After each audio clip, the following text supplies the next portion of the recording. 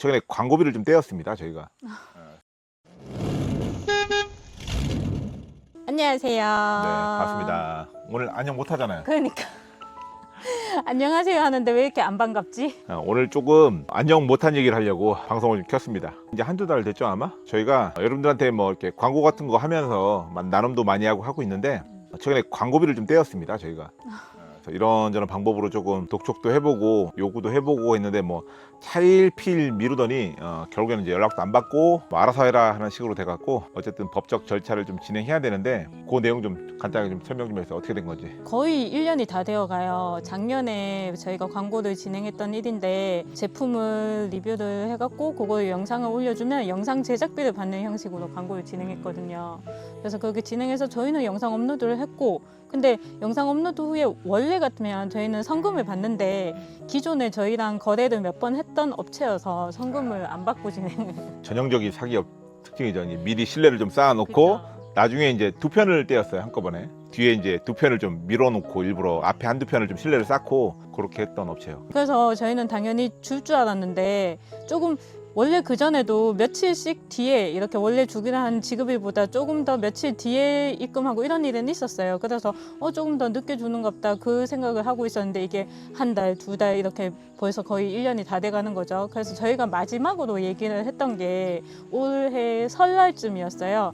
설명절 때까지 지급하겠다 이렇게 마지막 약조를 받았죠. 그 뒤로는 연락이 안 됐죠. 그래서 이제 저희가 이제 뭐 법적인 절차를 진행해야 되는데 하고 싶은 이야기가 뭐냐면 이 우리나라가 참 이 사기꾼들한테 되게 관대해요. 자기단님 같은 경우는 이제 어떻게 보면 이제 돈을 못 받은 피해자잖아요. 모든 과정을 다 피해자가 증명해야 돼요. 거기에 대한 서류 준비, 뭐 서류 띄고 확인하고 제출하고 또 막 민원 사이트에 작성하고 소장 작성하고 또 그 판결을 받아다가 또 각종 은행에다 또 뿌리고 막 이런 과정들을 결국 피해자가 다 해야 돼요. 자, 그러면 그렇게 해서 또 처리가 되느냐? 안 돼요. 지금 일단 저희가 이제 은행까지는 묶어놓은 상태거든요. 그래서 지인분들 중에서 이제 법무사분이 계셔갖고 이제 좀 도움을 주셨는데 그렇게 해서 이제 은행까지는 묶어놨는데 이게 그렇게 해놔도 사실 명의를 보니까 저희랑 연락했던 분이 아니라 이제 그분의 뭐 와이프 명의인지 아무튼 그쪽 명의로 돼 있는 것 같더라고요. 그래서 아예 그쪽을 싹 비워놓은 것 같더라고요. 일부러. 처음부터 조금 목적이 있었던 것 같아요. 저희가 보기에는.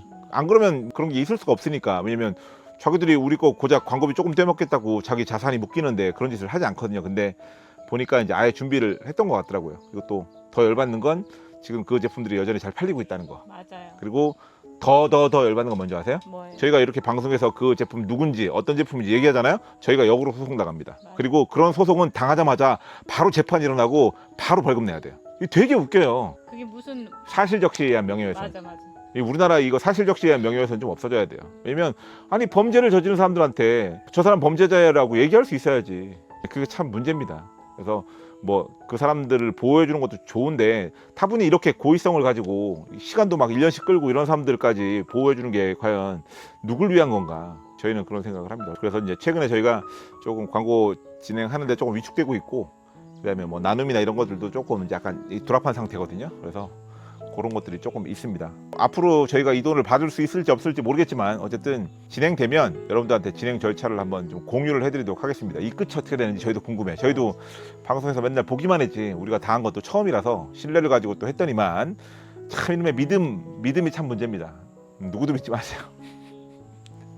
그래서 저희도 어쨌든 최대한 진행을 해볼 테니까 이 끝이 어떻게 되는지 대한민국의 어떤 법과 이런 것들 현실이 어떤지 저희도 한번 해보도록 하겠습니다. 사실 저희도 스트레스 받기 싫어서 진행 안 하려다가 너무 괘씸하기도 하고 또 그렇다고 또 작은 금액도 작다면 작은 금액이지만 저희가 이제 뭐 대형 유튜버가 아니니까 광고비가 되게 작아요. 그래서 작다면 작은 금액이지만 너무 또 괘씸하기 때문에 또 그리고 저희가 또 일을 했던 부분이니까 정당한 대가를 받아야 되니까 그런 부분들 좀 진행을 해서 과연 어디까지 진행이 되고 자기당내는 과연 그 돈을 받을 수 있을지 없을지 여러분들이 함께 같이 응원해 주셨으면 좋겠습니다. 네, 그리고 혹시나 저희처럼 이런 영상 제작비나 이런 광고 집행비를 못 받은 사례가 있으셨으면 댓글로 나도 이렇게 해서 이런 식으로 진행을 했다 이런 댓글 있으면 전 반가울 것 같아요. 아직 왜냐하면 저희가 완결이 안 된 상태이기 때문에. 선배님들 맞아. 혹시 저희보다 먼저 이렇게 약간 사기를 당하신 분들이 계시면 너네들 판결문 받아서 은행까지는 묶었어? 오케이, 그 다음에 어떻게 진행해야 되고 뭐 해야 되고 이런 것들 좀 물론 이제 뭐 법무사분 계셔서 어드바이스를 받을 건데 혹시나 그 끝이 예를 들어서 절대 안 된다, 니들 하지 마라, 내가 이런 과정을 겪어봤다, 이런 분들이 있으시면 연락 주시고, 아니면 난 이거를 막 몇 년 동안 해서 결국엔 받아냈다, 어떤 방법으로, 그런 좋은 것들이 있으시면 저희 메일로 좀, 혹시나 우리 달신님들 중에서도 이런 경험이 있거나 또 해결해 보신 것들이 있으신 분들, 아니면은 내가 몇 년 동안 어떤 과정으로 어떤 것 때문에 고생해봤는데 결국엔 어떻게 끝났다더라, 그런 것들 사연이 있으시면 좀 메일로 좀 보내주시면 너무너무 좋을 것 같습니다. 아, 저희는 젊고 좀 나름 똑똑하다고 저희가 자화자찬은 아니에요. 근데 그건 똑똑한 거랑 게 아니라 이미 앞에서 한두 번 거래를 했던 업체이기 때문에 이제 저희가 믿었죠. 그러니까 믿은 게 잘못인 거예요. 그래서 비즈니스 할 때는 누굴 뭐 믿고 말고 이렇게 하면 안 되는 것 같아요. 항상 좀 하던 대로 하고, 그리고 또 너무 영세 업체 같은 경우에는 좀 선불을 받아야 돼요. 어쩔 수 없이. 그래서 죄송한데 저희도 이제 진행된 다음에 좀 이렇게 대금 결제를 하는 게 맞다고 생각하는데 어쩔 수가 없어요. 왜냐면 자꾸 이런 일이 생기니까. 근데 되게 죄송한 게 뭐냐면, 이런 것들을 이제 한번 저희가 겪게 되면 이제 다음에 이제 저희한테 뭐 어떤 것들 의뢰하시는 분들이 피해를 입어요. 왜? 우리는 무조건 선불을 요구하거든요. 무조건. 근데 그분이 뭐 아무리 어떻고 이게 중요한 게 아니라 저희 입장에서는 이제 약간 자라보고 놀란 가슴 소뚜껑 보고 놀란다고 그럴 수밖에 없어요. 서로 이제 믿음으로 좀 잘했으면 좋았을 텐데 어쨌든 좀 부득이하게 그런 일이 생겨서 달그당님이 조금 약간 의기소침해 있어요. 저한테 처음에 좀 말을 잘 안 했어요. 못 받았다고. 그래서 이제 저희는 이제 정산을 하거든요. 저희는 이제 엑셀에다가 다 관리를 해요, 제가. 근데 돈이 당연히 비잖아요. 그러니까 어쩔 수 없이 얘기를 할 수밖에 없단 말이니까. 나중에 이제 이만저만 해서 대금을 못 받고 있다, 근데 뭐 자꾸 차일피일 미룬다라고 하다가 이제 나중에 연락이 안 돼서 1년 넘게 기다리다가 달신님들한테도 처음 오픈하는 거예요. 괜히 또 섣불리 너무 우리가 예단해서 그 사람 뭐 줄 마음이 있었는데 돈이 없어서 늦게 주는 건데 우리가 예단하면 또 안 되니까. 근데 기다릴 만큼 기다리고 어쨌든 이런 것들 판결물까지 진행이 됐어요. 왜냐면 그쪽에서 이의를 제기하면 판결이 진행이 안 되거든요. 근데 이의 제기도 안 하고 하는 거 보니까 아예 줄 마음이 없는 거라고 저희가 확정이 돼서 어쨌든 이렇게 달신님들한테 한번 공유하게 됐습니다. 앞으로는 좋은 소식으로만 뵙게 저희도 노력하겠습니다. 네, 유튜브를 하다 보니까 이런 일들이 있네. 저희도 이제 방송으로만 봤는데 저희가 이런 걸 당하니까 조금 황당하기도 하고, 좀 이런 신뢰를 깨는 행동들을 좀 안 했으면 좋겠어요. 그러니까 예를 들어서 뭐 정말 부득이하게 대금을 좀 깎더라도 어쨌든 지급하려는 의사를 좀 보이셔야 되는데, 이거는 누가 봐도 그냥 뭐 대놓고 아예 안 주시려고 하는 거니까 연락도 안 받아버리고 그래버리니까 저희가 조금 가슴이 아픕니다. 어쨌든 그리고 또 더 열받는 건 아까 말씀드렸지만 여전히 그분들은 열심히 판매를 하고 있다는 거, 그리고 어떠한 법적 처벌도 받고 있지 않습니다. 근데 저희가 할 수 있는 게 없습니다. 그리고 그런 업체들이 이렇게 자꾸 소액을 떼먹잖아요. 이 소액을 떼먹는 이유가 있대요. 왜요? 그래야 소송을 안 하거든. 이렇게 법무사 통해서 진행을 하지 소송으로 가진 않아요. 왜냐면 소송으로 가려면 이제 변호사도 해야 되고 뭐 소장도 작성해야 되고 이런 게 복잡하잖아요. 비용도 많이 들고. 그러니까 아는 거래요. 제가 이제 지인분들한테 물어보니까 걔네들 일부러 그러는 거라고. 너네들 생각해보라. 그 작은 비용 갖다가 소송하면 남는 거 아무것도 없다고. 시간 뺏기고 돈 뺏기고 결국 남는 게 없다고. 그래서 그걸 아니까 자꾸 그러는 거라고. 그래서 이 사람 명의로 했다가 그냥 쫙 땡기고 폐업해버리고, 이 사람 명의로 했다가 쫙 땡기고 폐업해버리고, 뭐 이런 게 또 전문적으로 하시는 분들이 있다고 하더라고요 또. 그래서 이제 TV에서 자꾸 그런 분들이 나오는 거예요. 그래서 어떻게 보면 좀 괘씸해요. 근데 또 그러니까 저희가 좀 끝까지 한번 가서, 뭐 저희가 못 받더라도, 근데 못 받을 확률이 높답니다.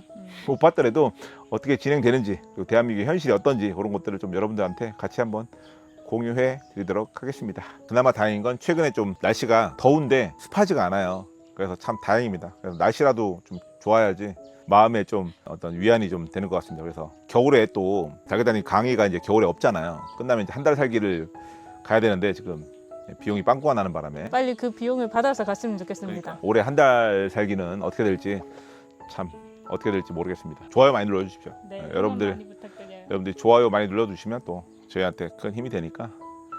살면서 참 이런 일이나 뭐 보이스피싱이나 막 이런 것들 있잖아요. 그런 거 한 번도 안 당하고 살 거라고 생각했는데, 이건 우리가 조심하면 되는 거잖아요. 맞아요. 뭐 이렇게 링크 안 누르고 이러면 되는 건데, 야, 이렇게 앞에 한두 번 신뢰를 쌓은 다음에 뒤에 뒤통수를 쳐버리니까 이거는 뭐 안 당할 방법이 없어요. 여러분들도 이런 거 항상 조심하시고요. 그리고 그 자꾸 믿음을 얘기하는 사람들이 있어요. 믿음. 근데 믿지 마십시오. 그거를 안 믿는다고 해서 잠깐 나쁜 사람 만들거든요. 예전에 그런 적 있잖아요. 뭐 나 못 믿어요? 이거 못 믿어? 이런 사람도 있잖아요. 그런 사람들하고 얘기하지 마세요.